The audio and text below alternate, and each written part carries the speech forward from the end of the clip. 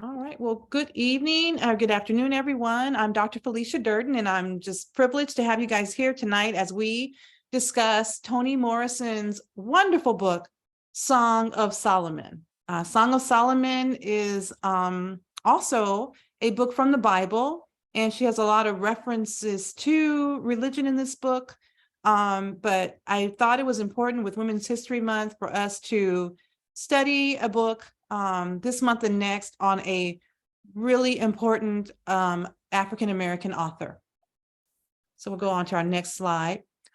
First of all, this is a picture of Toni Morrison when she was a younger lady. She was actually born Chloe Wofford. Isn't she beautiful?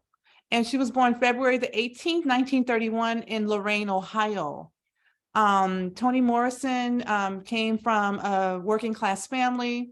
Her father was a sharecropper, and she had a lot of stories about growing up and the disparities that they faced. There was actually a time where her family could not afford to pay for their rent, and the landlord burned the home down.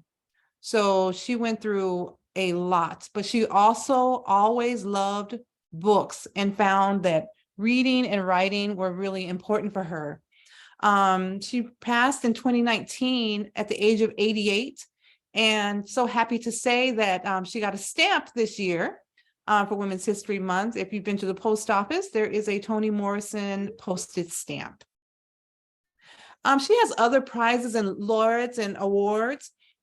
She was the 1987 Pulitzer Prize and American Book Award winner for her book, Beloved. I'm sorry, that was not for that one. In 93, she won the Nobel Prize in Literature for Beloved. She was the first Black woman to receive any Nobel Prize and the first African-American to receive a prize in literature. And she also, there she is with Obama receiving the Presidential Medal of Honor of Freedom in 2012.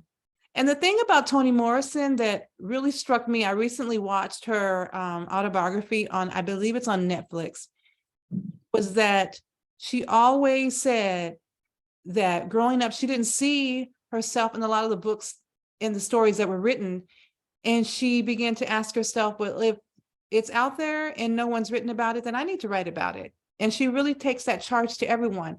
If you feel that your story is not being told, or if something is important, get it out there and write about it. And I really admire that about her. She is a brilliant, brilliant author. This book is a little different because it's mystical and it has the fantasy in it, mystical fantasy, but we'll discuss it in the way, I'll take you through it. We won't talk about every little thing, but I think we'll get a good understanding. Now, she is a prolific novelist, and she also writes nonfiction and children's books. Some of her children's books are amazing. And at our next meeting, I'll share some of those. But in 1970, her first book was The Bluest Eye. And that's about Pecola. I really like that one. In 73, she wrote Sula. And this book that we're discussing was her third novel, Song of Solomon, which came out in 1977. She wrote Tar Baby in 81, Beloved in 87, which also became a movie, Jazz in 92. Oop, I put Jazz on there twice. Paradise in 97, Love in 2003, A Mercy in 2008, Home in 2012, which is another really good book, and God Help the Child in 2015. In 2019, there were 3 publications that came out, and there were many of her essays where she just shared a lot of the work that she did in writing essays and just advocating for rights. I have a short video clip I'm going to now show you on Toni Morrison. So let me get to the video clip.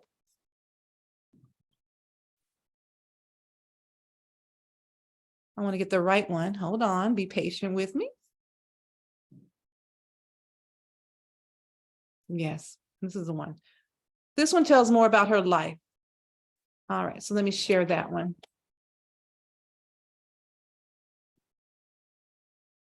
One moment. Okay, here it goes.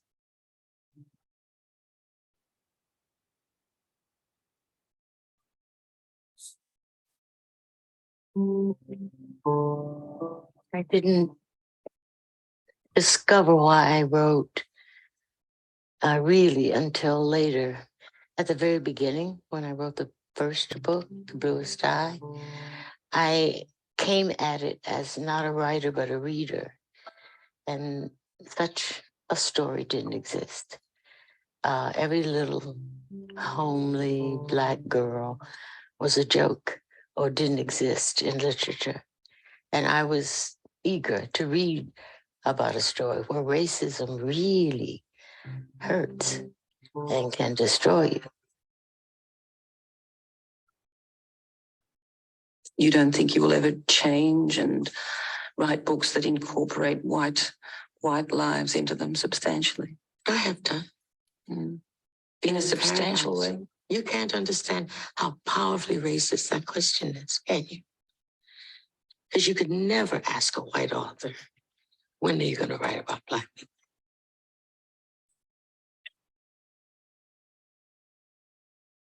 Toni Morrison's prose brings us that kind of moral and emotional intensity that few writers ever attempt. From Song of Solomon to Beloved, Toni reaches us deeply using a tone that is lyrical, precise, distinct, and inclusive. There would never have been a book club had there not been you as an author. Really? No. So I thank you, Ms. Morrison. I thank you. Fabulous. Yes. Never would have been one without you. Never would have been. Well, you know. Okay. Hi, everyone. So- Mark Barden here at Sorry Sandy about Hook that. Promise. I think that really says a lot that Oprah said she would not have had her book club had it not been for Morrison's beautiful book that we're going to be studying this evening. Okay, let me start this one from the current slide. So that gave us an insight on her. These are some more of her quotes. She says, if you want to fly, you have to give up the things that weigh you down.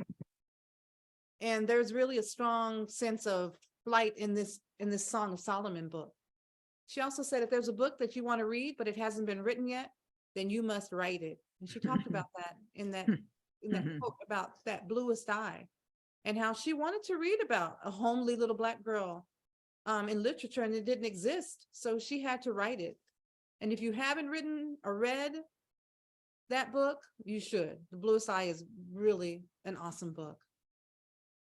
Now, her books are controversial, and we saw the author ask, or the interviewer ask her. So a lot of her books are banned. They're on the banned list. Song of Solomon's on some of those banned lists, actually. It's on the list of the top 100 banned books. 3 of her books are on there. And it's because it correlates with Invisible Man and some of those other books that came out that really, they don't hide the injustices, the marginalization. She spoke about it at a time when it wasn't popular. There was no such thing as equity, diversity, and inclusion and justice when she was writing these books in the 77, you know. And the fact is that most banned books are those that provoke emotions in the reader. And I want to ask you guys, even before we go any further, why is that significant? Why is it that most banned books are those that provoke emotions in the reader? Any thoughts? I believe it probably could depend on who is banning books. Is it teachers? Is it librarians? Is it parents? Is it church? Because each of those entities have different perspectives and motives and thinking and backgrounds and racial backgrounds and their own educational experiences as readers. So I think it just depends on who is banning books. It's a very controversial issue today, politically, and in terms of what's happening in the global world, and especially education and teachers, especially. And I'm not a librarian. I'm an archivist, historian. Most of my work has been accomplished in libraries, yes. And I have worked with librarians, yes. And as do archivists also encounter that problem of banning materials in their archives? Yes, they do. Yes, we do. And we have. But we have different kinds of criteria. And just for example, Professor, let me just explain that one thing. We have what we call donor agreements. Mhm. as to what we accept and why, under what conditions, and if there is a restriction that we have to honor as suggested or required by the donor.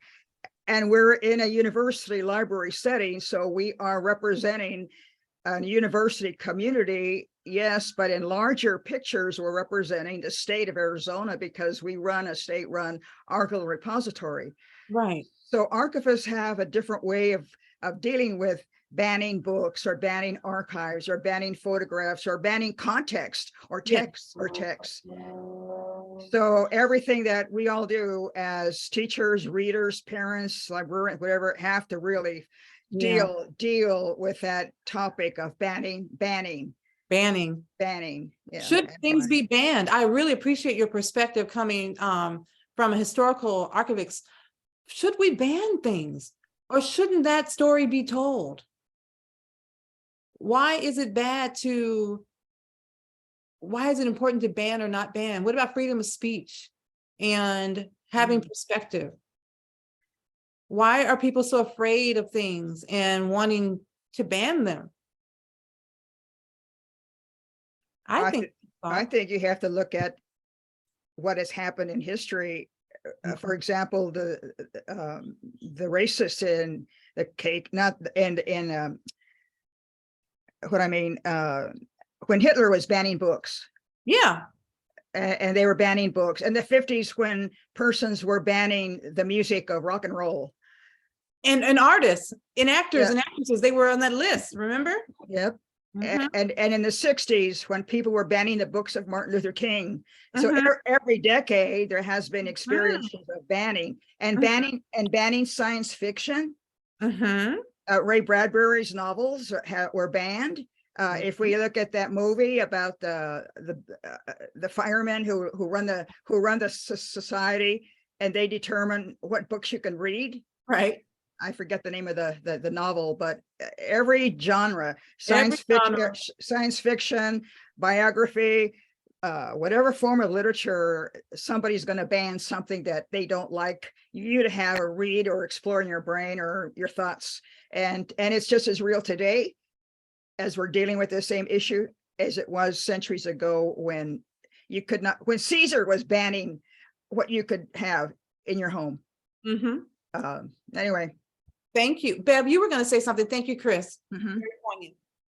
Well, I just think people are perhaps just feeling very defensive Mhm. and feeling as if some fingers are being pointed at them, or I don't know. So they don't want to hear it.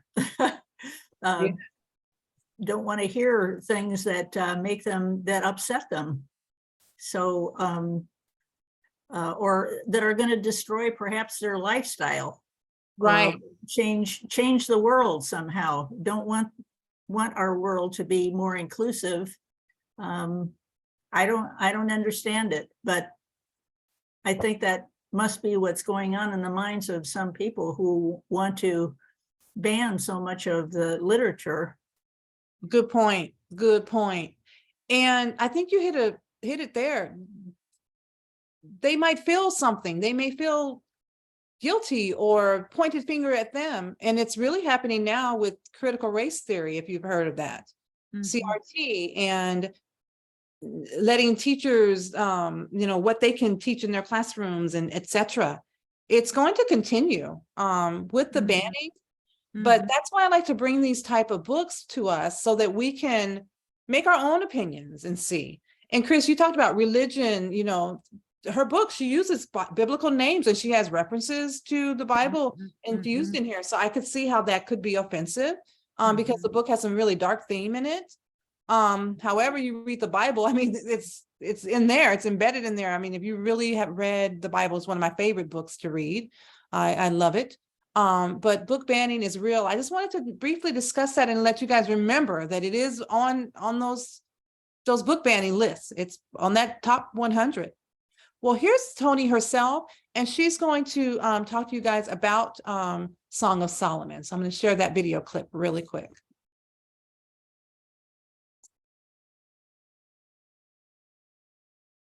Okay.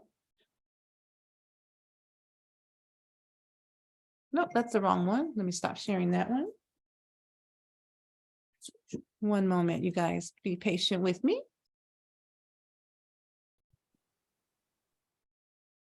There it is. Okay.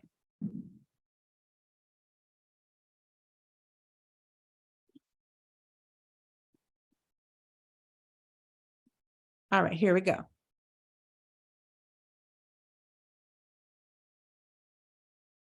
I thought that one of the reasons that writing out of and within. I started Jewel Dancewear in Sorry about that. 2011 when I was a wants to teenager. do a video I was going through a lot interview. of changes with my body and feeling uncomfortable. There we go. African American culture was precisely this load of information from everywhere. In my own family, the mixture between in the language, there was street language, there was sermonic language. You know, people actually quoted the Bible to you as a child and said, you know, nothing is more, and I'm not going to remember one of them, but typical phrases in regular conversation. Or they had lyrics from songs, or they had journalism, so that they pulled from everywhere. My mother sang like a dream. She just had the best voice there ever was. I have never heard anyone sing like her. And the way she sang everything. She could sing opera, she could sing blues, she sang in the choir, she was a soprano. People used to come to town to hear her. And she sang all day. I mean, there was a time when people used to walk around singing, you know, before radios and before television. Walk up and down the street, you people singing, or in the backyard or in the kitchen. And that was not just my mother, my aunts, all of them. But she was special, her voice. But I just remember that there was nothing sort of alien and foreign to us. She sounded like a person who was interested in the arts. She very much. I mean, the theater, Very and much. singing. That's right, very much. And, you know, I'm sure she had a druther life. It would have been. Yes, it sounds know. like it. Yes. She was, you know, and she respected people who were artists, you see. Now that quality of richness, when I began to write something like Song of Solomon, and I was trying to pull from the kind of culture that existed already in a northern town that had a large Black community in it, so that there was the history was in their songs. Mm-hmm. And the history was also in little tales they told themselves, half told. And the history was also in the mixture of, and notice that book stops in 1963. Yes. I wanted to get it just before, you know, things broke out and became much more articulate and focused, Yes. you know, along with the civil rights movement. Yes. But up until that time, that's where that information was coming from. Now, I started out, frankly, thinking about a story I had always heard, because I was very enchanted with the myths that and saga and, you know, mythological stories that had been told to us as we were kids.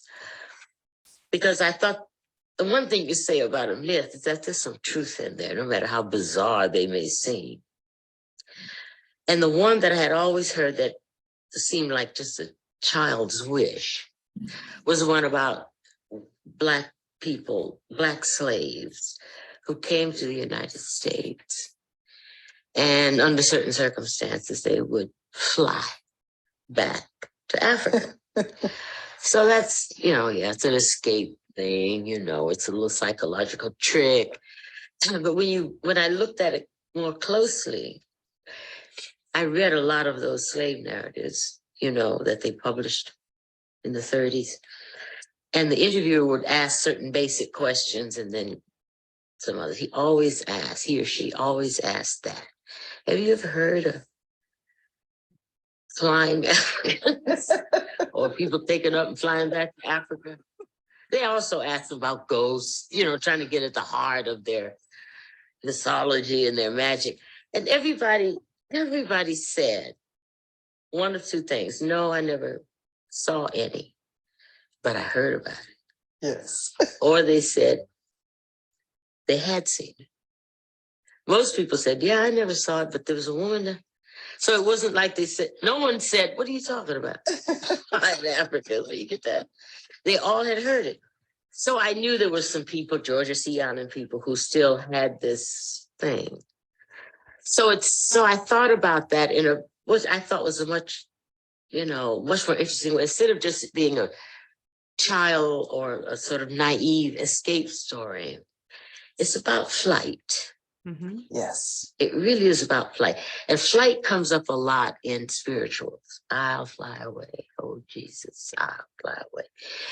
Understandably. Understandably. Yes. So what is there about that? It's probably escape. It's also the move away from earth into things that were more spiritual. I mean, it has a lot of connotations. So I'm thinking, how can I make a contemporary story about a Black man, young Black man, who learns to fly or who makes his escape, not geographical escape back to Yes. Africa, but another mindset. Yes. How did he escape the prison, the cultural prison that he found himself in? And that was his journey. It's a kind of an unlearning and a learning. But it was all embedded in my, those little questions you ask about a very simple story. Okay. It's time for me to get. All right. Stop sharing there. And get back to the thing. So I really thought it was important that we hear her own connotation of her novel and the theme of flight, escape, renewance. And it's so very true that flying away and being lifted up, it's not just from moving from one place to another, but being free in your mind, free in your mindset, free to move on and understand that this young man in the story, getting him escape from the prison of his life and of his world. She talked about mysticism and flying Africans and things such as that. So the book does have that in it as well, which, can sometimes trip people up. But I think we're going to enjoy discussing it at our own level. So magical realism, I want to talk about that really quick. That's what she used when writing this book. It's a style of fiction that it blends in magical elements. They talk about ghosts in here.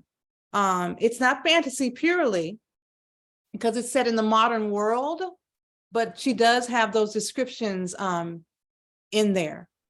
And it can have conflicting thoughts and acceptance of the supernatural. So you could be reading it and be like, what? Beloved does the same thing if you've ever read that book that she wrote also. But she did a really good job, I think, because I like fantasy books, but she puts it into a natural world. Anyone like The Matrix, the movie The Matrix, or watch that? I haven't seen that. Oh, you should. It's one of my favorites. This book reminds me of The Matrix because they can take the red pill or the blue pill, and it opens up their mind. I'm not going to give it away. If you have not watched The Matrix, you must watch The Matrix and see. We'll talk about it next time, how it connects with Song of Solomon. All right. So she has a lot of characters in this book, and a lot of biblical names in there.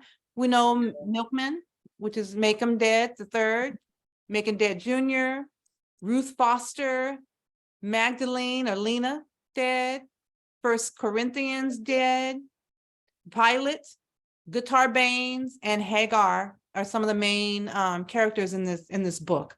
The names can kind of trip you up a little bit because she's a lot going on. There's a lot of characters. She's a brilliant woman and very complex characteristics of her characters, but they all blend together. All right, so let's kind of dig in if you guys are ready. In the first chapter, when she starts to open it up, what purpose do you think Morrison opens the novel with that man jumping off a building? Why do you think she started this novel, Song of Solomon, with a man jumping off a building? I asked the same question because I was confused in the beginning, but then thinking about jumping off the building. I, in my vision, I thought of children who put on the little towel around their shoulders and think they can fly like Superman. I mean, every little kid did that Right. when I was growing up. And not that the children were jumping off buildings, but they thought they could actually fly. On the playground, they were up on a trapeze or whatever, but they thought they could fly wearing a towel or a shirt or something that it made them appear to be flying. So when I read this story in the beginning of this gentleman, thinking that he was going to jump off a building, I thought he actually thought that he would fly. Yeah. That was it. No, there was no reason for him not to. He actually thought that he was going to fly, and everyone below and looking up thought, well, he's silly. He's stupid. What does he think he can fly? Something's wrong. Something's wrong with him. Right. Okay. Right. Um, And it was, it is. I mean, she jolts us right from the beginning, from the get-go. And she's talking about flight. She said this book is about flying, right? It's about flying. And the first But was, hello? I haven't gotten very far in the book, but when I was reading it, I wondered if maybe he was Oh, is that- overwhelmed with all the people coming. Can you hear me? Yeah. Yes. welcome. I didn't know you. I thought maybe he was overwhelmed with all the people coming and complaining to him, and he was gonna fly away, escape from all of that. Mm-hmm. Can't see your face too well, Joanne. That's good. Joanne's going to fly away pretty soon. Well, honestly, I don't know how to make it any clearer. I mean, Okay, it's- that's all right. That's okay. Your camera's put. Thanks, Joanne. Thanks for being here. I didn't know you had joined us. Wonderful. I have, but that's about the only comment I really have to make. I didn't get too far in this book, but when I was reading it, and I thought maybe he was overwhelmed with all the people that came in to complain to him. Did you watch the video clip that we played just a minute ago, or were you joining us then? No, I just got on. I didn't see So that. Morrison talked about her theme of flight and flying. And so, Okay, well, go ahead with your discussion. I'll sit back and listen. okay, no, you'll, okay. But when you open the book, she says the fathers may soar and the children may know their names. So she infuses it in there, this spirit of flight and of forth. And jumping off. But I like what both of you said. I think those are both excellent comments. But I had never thought about what Chris had said about little kids, and they want to be Superman. They just fly it, put the towel around them, and my little nephews did it. I probably did too. Wanted to be Wonder Woman or Supergirl, and the thought of flight and her having someone jumping and trying to take flight is significant. She's foreshadowing and setting us up for what the theme is in the novel. I'm going to move on. Go ahead. I mean, someone could see death as a way of flying as well, so. Absolutely. Maybe this person just was ready for that, for that kind of freedom. That freedom. Excellent point, because we know that spirits rise, they fly, they're timeless, they're no longer shackled and in chains. So excellent point. Thank you. We're going to move on to the second chapter. So, and the way I do it, Bev, as I just pick certain little themes from each chapter, and I don't expect everyone to read it as a literature major. I was a literature major. Just some of the key points, and then we just have discussion. So in chapter 2 in Song of Solomon, Pilate's song about the sugarman, I don't know if you remember that sugarman song, he sung it, add meaning to both Robert Smith's jump and Milkman's disillusionment in chapter 1. How does it tie in? That he sings that same song comes up twice. It comes up when Robert jumped, and when Milkman talks about his disillusionment. What do you guys see this song? Let me find that song. I just had it. I just had the book open. I need to find it too. Oh, sugar man, don't fly away. Sugar Man done gone. Sugar Man cut across the sky. Sugar Man gone home. What are you guys thinking? She talked about music and how the mysticism in the songs in that video clip I shared, and how the slaves had songs as a way, her mother going around singing all the time, singing as a way of expression. What do you all think about the fact of her bringing in that prose, that song into the novel? I thought it was a song of despair, actually. Mhm. Not so much sadness or grief, but just despair being eternal, Mm. that one cannot escape, or in this particular situation, that the gentleman wanted to die. He was Mhm. willing to commit suicide in the most awful way, to jump off this building, Mhm. knowing how that would be so terrible to see for people down below. Mhm. But he must have had a feeling of such despair that the only way that that meaning of that feeling of despair could have meaning to him and others was by singing about it, singing about it. And it never, it was like ebb and flow. It was always there and it came back. It was like the waves coming in and out of the ocean, always despair. And that was all there is to it. That Mhm. feeling. Mhm. That's what I thought. Thank you. Well, Deb, what did you think? Did you eh, see it? maybe a hunger for freedom, a hunger for being able to fly, a longing for that. I think it's a strong urge. I mean, we all want to be able to be who we're meant to be. So I don't know. Mhm. Willie, Mae, I don't know if you're driving. That's why I haven't called on you. But I wanted No, to, I'm sitting here in the car because I have somebody I'm gonna meet. No, I'm just sitting here and I haven't read the book yet. So maybe next time I'll be able to give input. Yeah. Good. thank you. Thank you. Good. Good. And you don't have to read the book to have input, you guys, you know that. So Mhm. I saw it as a song of freedom. It says, oh, Sugar Man done fly away, Sugar Man done gone. Sugar Man cut across the sky, Sugar Man gone home. And there's a Mhm. spiritual, and she mentioned it in that video clip. Mhm. One glad morning when this life is over, I'll fly away. Mm. Know that song, to the land on God's celestial shore, I'll fly away. Mhm. I'll fly away, oh glory, I'll fly away. Mm. When I'm gone, hallelujah, by and by, I'll fly away. Mhm. That song came to my mind when every time I would read that. It says, oh, Sugar Mhm. Man done fly away, Mhm. Man done gone. Sugar Mhm. Man cut across the sky, Sugar Man gone home. He's free now. Mhm. That's what I think. And what a wonderful feeling, don't you think? What a wonderful feeling to have that, Mhm. to something to look forward to, if you want to look at it that way. Mhm. But at the same time, sadness. Yes. And that's what I thought of moments of despair, so sad. Later, you find out why he was sad, but Yes. in the beginning, there We must I wonder what was so bad. What made him get to that point? Yeah, Mhm. what was so bad that he just wanted to jump? Just let it land. And a Yeah. good point there. She's such a good author that we want to know, well, we want to stick with the book. Why did this happen? You want to read ahead and see, well, what was going on with Robert Smith? Why did he get to that point? Why did he get there?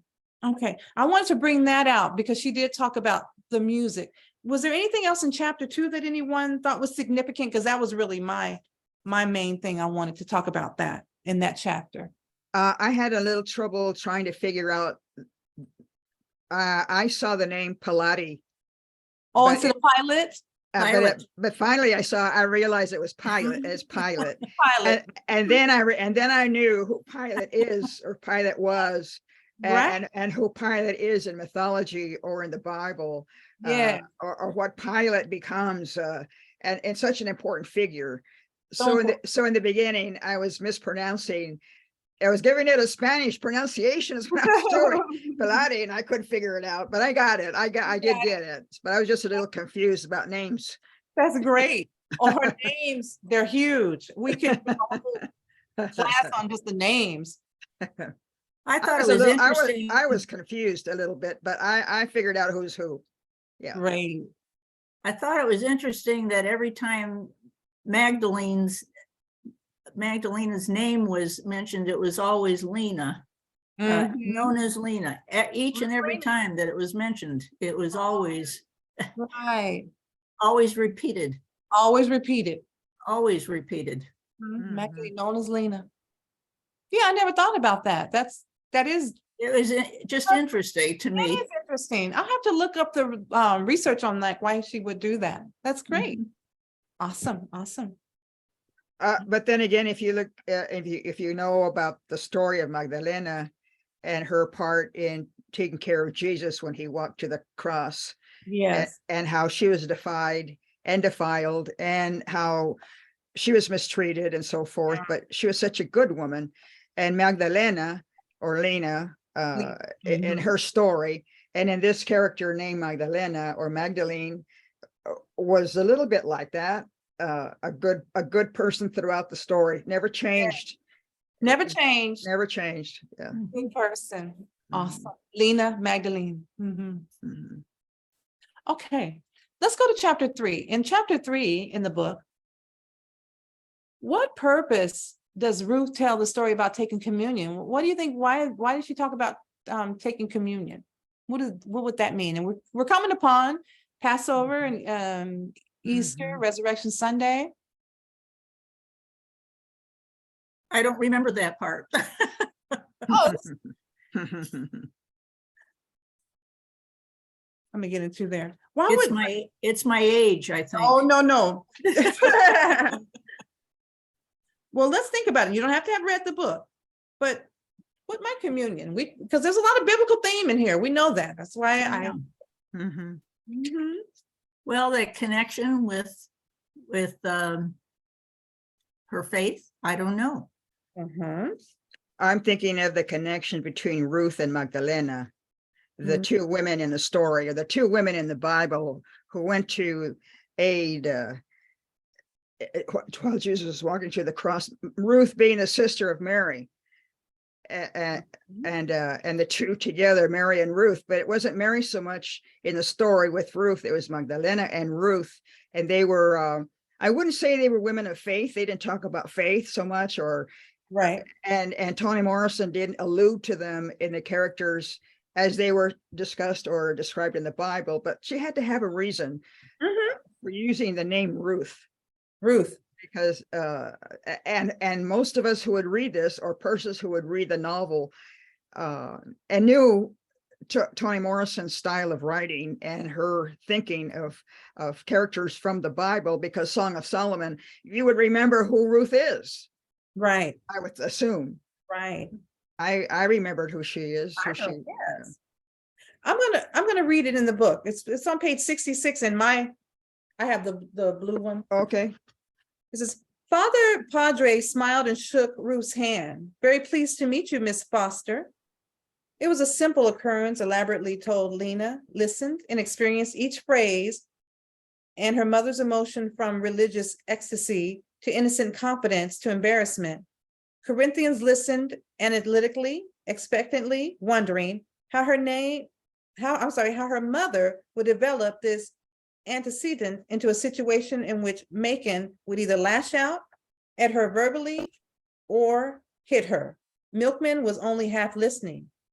Are you Catholic? He asked me. Well, I was embarrassed for a minute, but then I said, no, I'm Methodist. And he started to tell me that only Catholics could take communion in a Catholic church. Well, I never had heard that. Anybody can take communion, I thought. And at our church, anybody can come up on the first Sunday. Well, before he could get it out, Anna came up and said, Father, I want you to meet one of my dearest friends, Dr. Foster's daughter.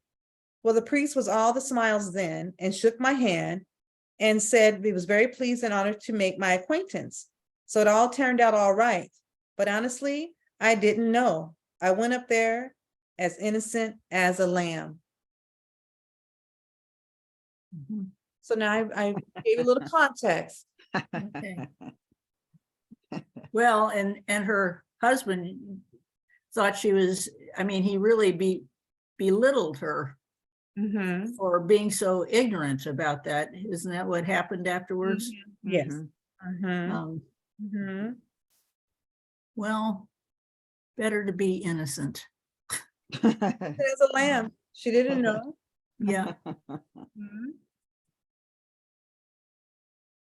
Well, priests say whatever they want because they're in charge and nobody's gonna say no, or, I mean, yes, they do, but Yes. I mean, Mhm. up there, when he's the priest, he's the priest. Right. But I have to tell you in English, what my mother would say in Spanish. Um, uh, I'll say it in English. In the church, he's the priest, but in my house, he doesn't have to know my business. Mhm. So here's the priest saying only Catholics can take communion. Communion. Mhm. That's not true. Well, it depends on the priest. Yes, that's my thought. It depends on the priest who makes Yes, it who does. makes the rules Right. and enforces the rules while he's up there dressed in white and all that.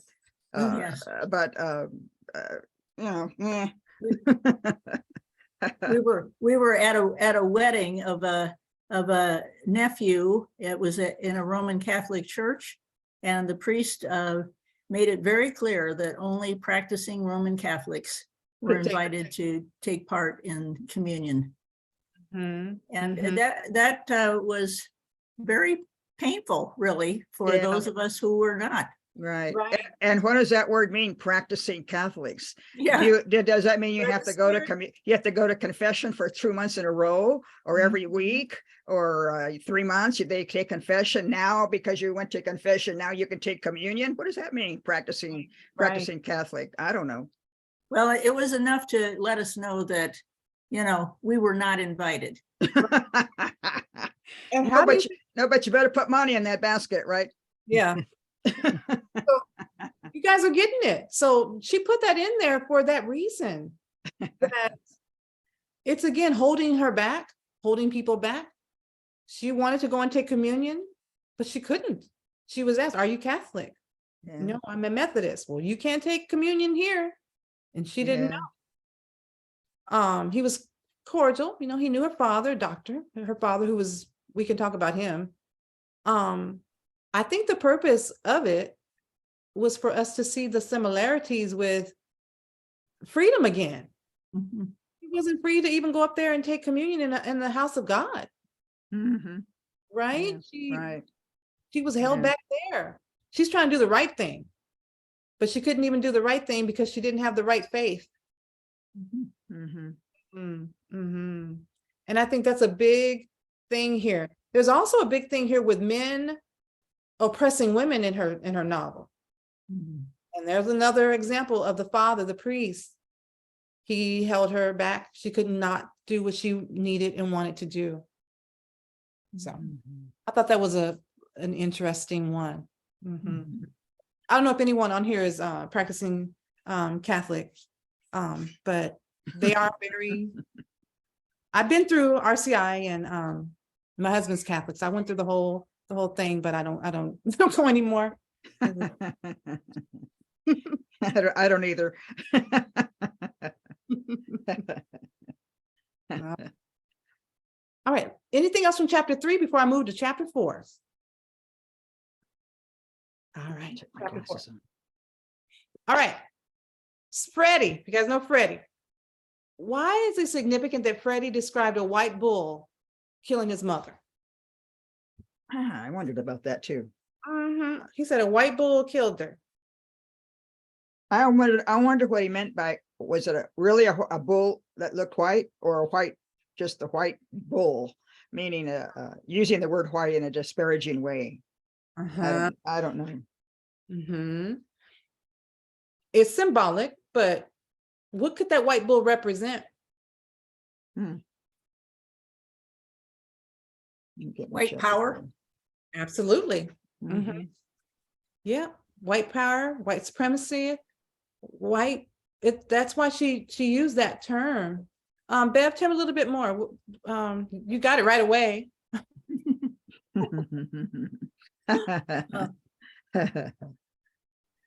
That's it.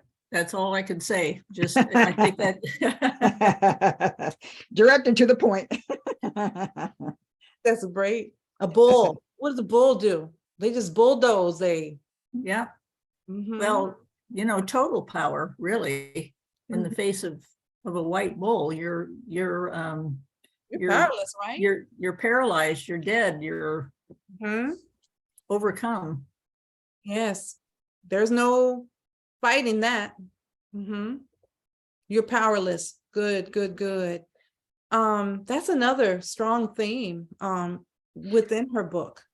And probably one of the reasons why it's banned is that she talks about all this symbolism in there, but she's coming to the point of oppression. And so Joanne or Willie Mae, I know you haven't read, but what are your thoughts on white power? Bev brought it up. And how can it kill? What can it kill?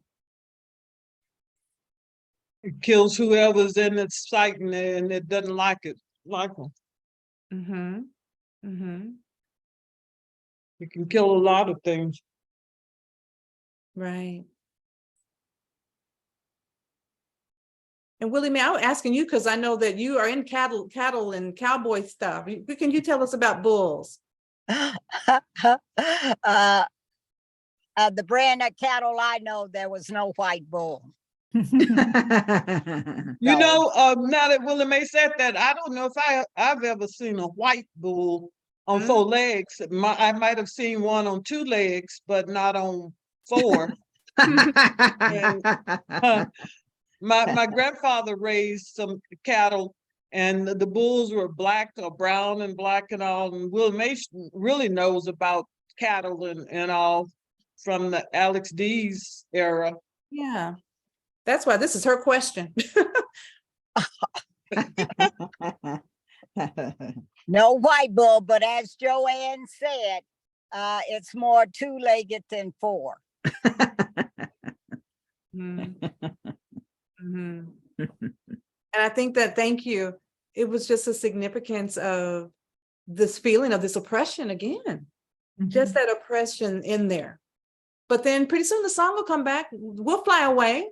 We'll get free. And as we mentioned, sometimes it doesn't come on this side. It might come on the other side of eternity. Because she has that mysticism in there, built in there in the spirituality. So I'm seeing a connection. I don't know if you are, but the biblical names is freedom only in salvation. What do you guys think?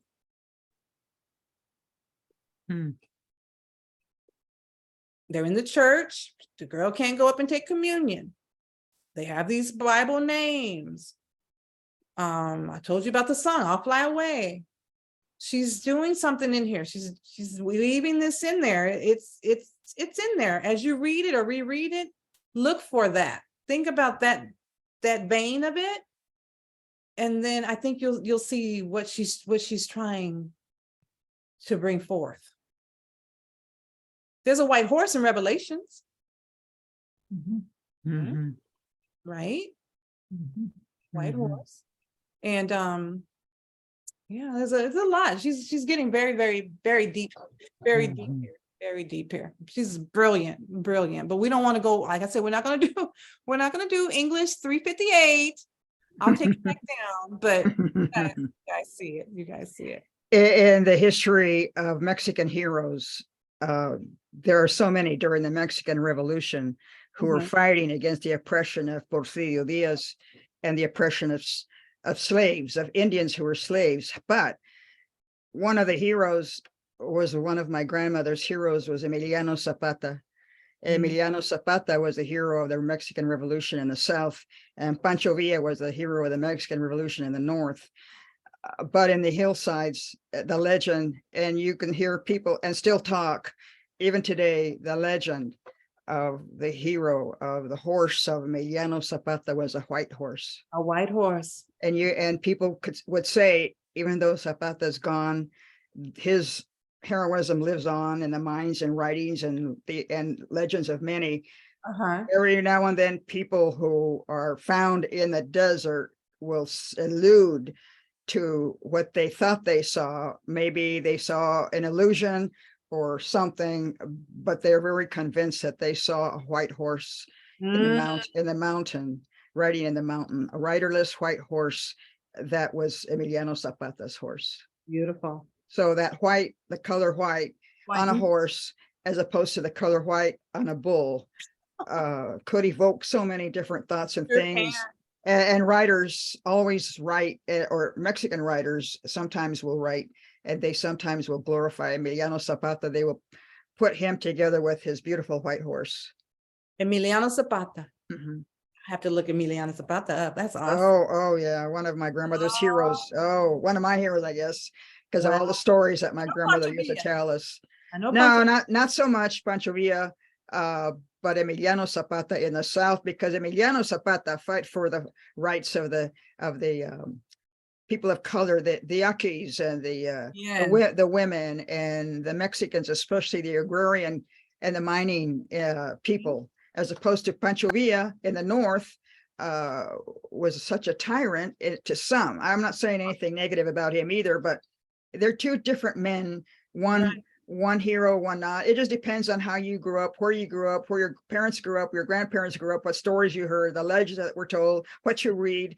Everybody's a hero, but if you live in Arizona and you're closer to the border and you're closer to Sonora, Pancho Villa was not so much the hero as was Emiliano Zapata was in the South. Thank you. I'm gonna look him up. Thank you. Handsome. Really? Oh, Yes, handsome. Pancho Villa, yeah, not so handsome. not fail, but no.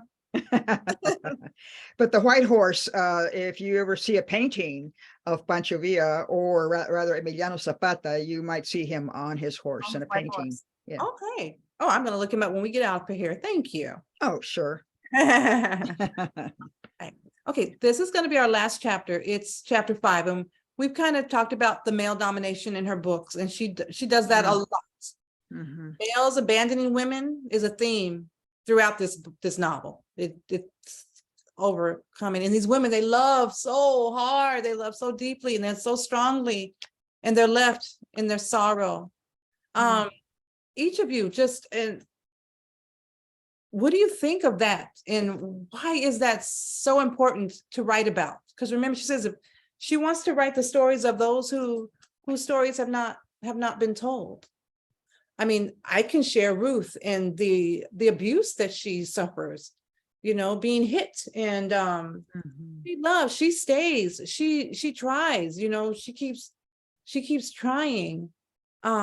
But eventually she'll end up abandoned.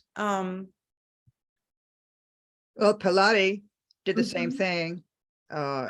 She was as strong as Ruth, and strong Yes, as a woman in her way. She persevered no matter what. yes. She used men Mhm. as well. That was fine. I think Toni Morrison telling her story about how she did what she had to do to stay alive and to be alive. Right. Mhm. So Right. so she needed men to move on. Pilate did. Right. Am I pronouncing her name correctly? Pilate. I'm sorry. Pilot. Pilate. Pilot. Pilate. You're still stuck on Pilates. I think I am. Pelota and pelate. Well, Milkman took advantage of Hagar Sure did. and really destroyed her Mhm. and hurt her terribly, and she just turned into a wild woman. Yeah, we didn't even talk about Milkman and how he got his name. Yeah, His well, mother nursing that's him. quite That's an interesting. Yeah. I think all the naming was very interesting to me in this book. Very much. The names are significant. They are significant. Joanne or Willie Mae, you know women who love strongly and deeply. Why is that a trait of African American women? What can you share on that? if any? Well, I don't have much to say about that, except I've known women like that. It has never happened to me, but I don't know. They just feel like they need to stay, or every time something happened, the man will come back and say, I love you, I didn't mean to do it. And they stick with it. And then finally he leaves them, So I don't know. It's kind of hard. I just have known women like that, but I've never been in that situation myself. Needing to feel love. They love deep, so strong. Me being the same as Willie Mae. I have not been in that situation. My husband and I were married for 44 years before, until he died. And we never had issues like that. And I probably would not have stood for issues like that because my father and mother had divorced. And I just said that I would never put up with any kind of foolishness from anybody.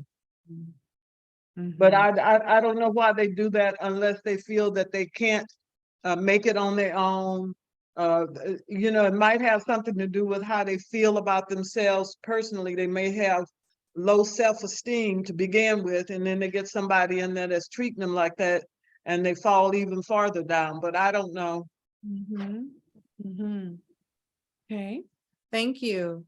Bev, any thoughts on that? Women you've known who maybe fell in this category, or that just love so deeply, so strongly, and then they're left? Not so much that I can think of. Look at these strong ladies. Wow, good. How about you, Chris? My mom and dad were married at young couple, and they were married for, oh my gosh, after my dad died, they must have been married for, I don't know, 60 years, maybe something like that. So all I saw was their love for each other. I'm not saying things are perfect, and we as children saw their respect for each other as well. But we were just raised to feel love for family and take care of each other and respect parents and elders, and the folks who are grandparents, and the suffering that they went through to get to the United States. So everybody needed everybody. You had to have people to help. You had to love others to help them.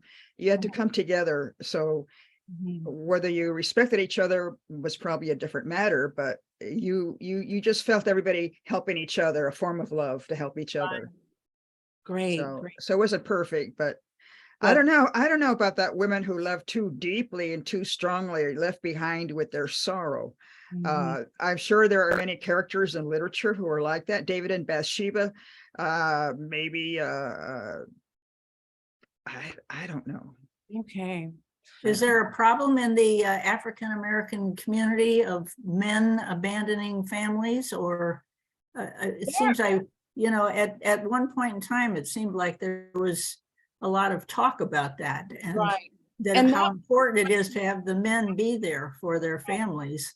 Remember, she wrote this in 1977. And so there was a lot of women who had babies and children, and the men couldn't find jobs, and sometimes they would leave. But I was watching a really interesting documentary about Las Vegas and how they had a law there that if women were on welfare and they had a husband or a mate, and they would do these checks in the middle of the night, and if a male was in their house at midnight or later, they would cut them off of their food stamps and their assistance. And so the men would leave. It's like, in order for the kids to be fed, I gotta go, or they're gonna take the money away.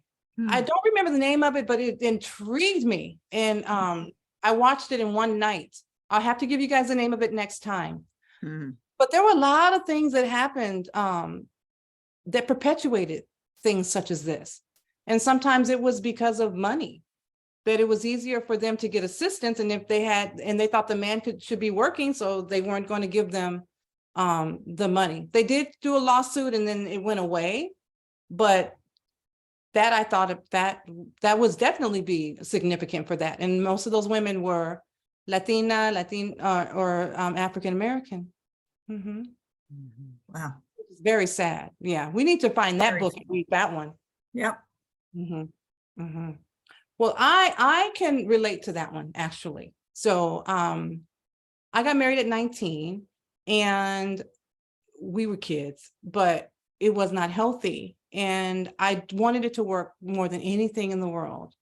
And I loved him, but he was abusive. And it took me getting pregnant that I wanted to protect my child, that I left and I abandoned him. I never abandoned the love that I had, but I abandoned him. But I would have done anything to make that work. But I think what saved me was the fact that I could not allow my child to see me treated in such a way, because I didn't want to perpetuate that cycle.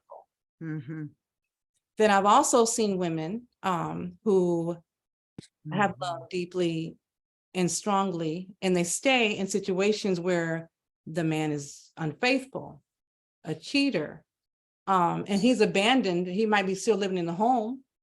They're making most of the money. And so they're just having a man per se in the house, but he's abandoned her emotionally because he's not there. He's with other women or, doing his thing. So I can see those characteristics as well. So she's writing, she writes for who can see what they need to see. And so I can see that in these women. Oh, yeah. Thank you for sharing your story, Professor. You are so welcome. I don't talk about it a lot. It's like the time will come, the book will come, and I'll tell you guys more as we get into more of these. Absolutely. Yes. All right. So that's actually the last chapter. We meet again on April the 26th at 5:00, and we're going to finish the book then. But what I'm going to ask you guys to do is to think about the biblical references and the names, because I think I want to go into the names. I want to see how it went tonight. But we'll look at the names and the biblical references for the remaining of the chapters. So that is it for tonight. I hope you guys enjoyed it. She's very deep. And it's not a happy book like our last one, but this is good. She's a wonderful author. Oh, just tremendous, beautiful author. You know what I remember also about her life is there was a tragic fire at her home, and her library burned and her archives burned, and her house was literally destroyed, but she was away. Her son was home. He was okay. Yeah. But everything burned and everything was gone. There was nothing was saved. It was impossible to even do anything. She later, of course, rebuilt elsewhere.